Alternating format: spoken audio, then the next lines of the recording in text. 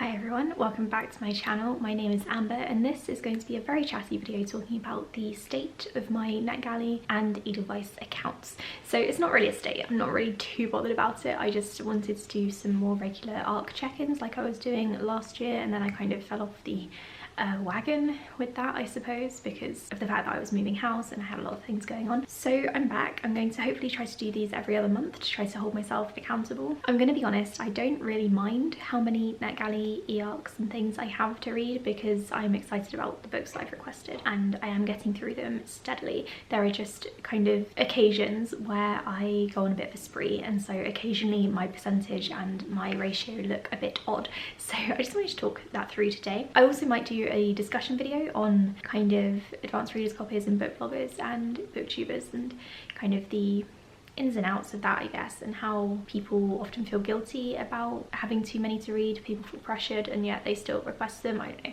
something like that, but that's not what this video is going to be about. I'm just going to be sharing with you what my ratios are on both websites and what I'm planning on reading soon, which ones you can look forward to me reviewing, and then hopefully you can also encourage me, because if you tell me that you're excited to hear my thoughts on a certain book, then I'm more likely to read it sooner. I did also want to mention that I'm going to be doing a Netgalley or e-arc readathon this coming weekend from the 12th to the, what's the Monday, the 15th inclusive. So it's going to be a 4-day readathon. I've got a long weekend off of work, so I'm really excited for that, and hopefully I'm going to smash through some review copies. Okay, so first of all we're going to look at the ratios of both of my websites, or the websites, they're not my websites. So on Netgalley, my percentage of books that I have given feedback for is 54%, which I don't think is too bad considering I've seen some people with a lot worse. I do also have 2 books on there at the moment, at the time of recording this, that I do need to submit reviews for, so it's a bit better than it looks. That should take me up to 55%. I have sent feedback for 142 books out of 263, and that's over, I think, 9 years of book blogging using Netgalley. So again, I don't think that's too bad considering I've taken quite a few breaks and I haven't really done this consistently throughout those 11 years of book blogging that is now. My percentage on EW, which isn't actually a thing that they track, but I like to track it because I like to keep an eye on what I'm doing, is 66%. So I've read and reviewed 66% of the books I've requested on there. I do have 1 or 2 books I think that I need to do a review for. So I have received 211 books from there and I've not reviewed, they don't show you the ones that you have reviewed, 71 of them. So if my maths is correct, that's 140 books I have read and reviewed for them, so I'm really pleased with that. I'm hoping to get these percentages up a bit in the next couple of months, especially with all the readathons that are going on. I don't see why they wouldn't go up. On EW in particular, I've requested a lot of books or received a lot of books because I'm doing the debut author challenge, which I'm hosting, so that's why I have a lot of books on there for this coming year, and some of them are due out in like August or September, so and it's not a massive rush to get to them. I'm just going to sort my Netgalley into books that are coming out soon, so I'm going to sort it by publication date so I can see what I desperately need to get to. There is one coming out soon that I am dying to read, and that is Quiet in Her Bones by Nalini Singh. So she's an author who I discovered via her Psy Changeling series, which is paranormal romance, and this is one of her first thrillers. I'm not sure if it's her first one or if she released another one last year. I remember reading about how she was releasing one, but this is an adult thriller set in New Zealand, so I'm going to read that probably this coming weekend as part of the readathon. And then in March I actually only have one book that's coming out, and that is Fragile Remedy, which is a YA debut, so I'm definitely going to be reading that. And then after that, all of the books are coming out in, all of them are coming out in April. Apparently April is a very busy month for new releases, so there are some books on here that I want to get to ASAP. So there's Mina and the Undead, which is a YA debut. There's Sister Song, which I'm hoping to get to very, very soon. Malibu Rising I also have, and I'm hoping to get to that, if not this coming weekend, but the weekend after. I want to kind of want to reread Daisy Jones and the Six first, just because that's my favourite book of hers, and so I want to read that before going into this one. I don't know, it's a whole thing. I'm probably going to do a Taylor Jenkins Reid project in the next few months for when Malibu Rising comes out, which is in May. So I'm just going to quickly figure out how many more books I need to read and review in order to get my ratio up, or my percentage up rather, because obviously my ratio will go up regardless of how many I read. Okay, so if I have read and reviewed 142 out of 263, that is 54% or just under. So I have 2 books I think that I need to review on there. So that's already 144, which will probably keep me at 54%. But if I read 1 more, that should take me up to 55%. So that's already 1 percentage up. So that's quite good. I can do that. I'm hoping to read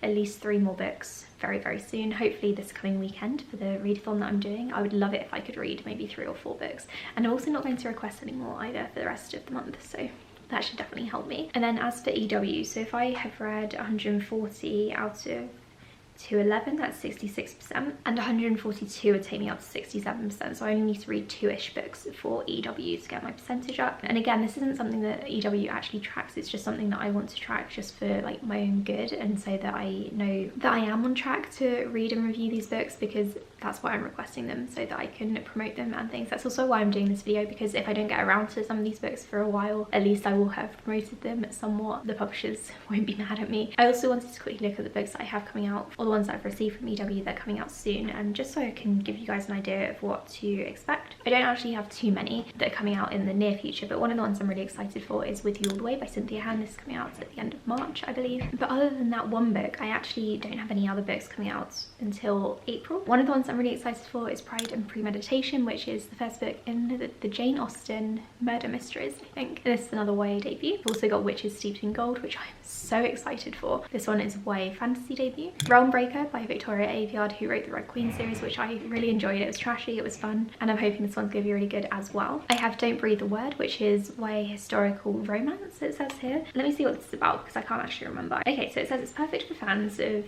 books like Truly Devious. It follows two girls separated by 60 years, but whose stories are linked by their connection to a secret society that has run their elite boarding school for decades. Okay, so I requested this one because it's a boarding school story. I've also got A Sitting in St. James, which is a Civil War historical YA book, I think.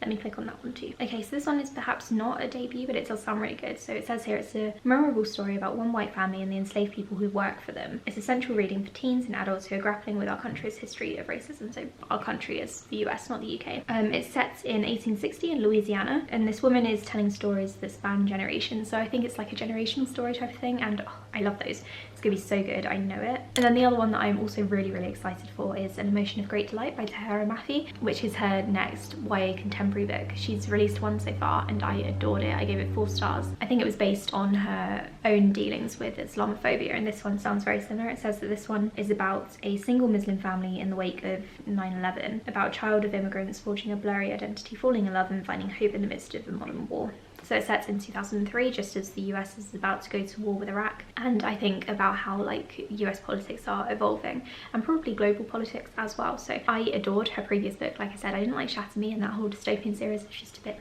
crap, but I did really enjoy her YA contemporary, so I'm really looking forward to reading this. So those are some of the books that I have that I will be reading very soon. I'm very optimistic about getting my ratio up. Hopefully by this time, should I set a goal? I'm wondering if I want to set a goal for my next video on this topic. So in 2 months I'll do another video. Okay, yeah, let's do it. So I'm aiming in the next 2 months to get my Netgalley ratio up to 57%.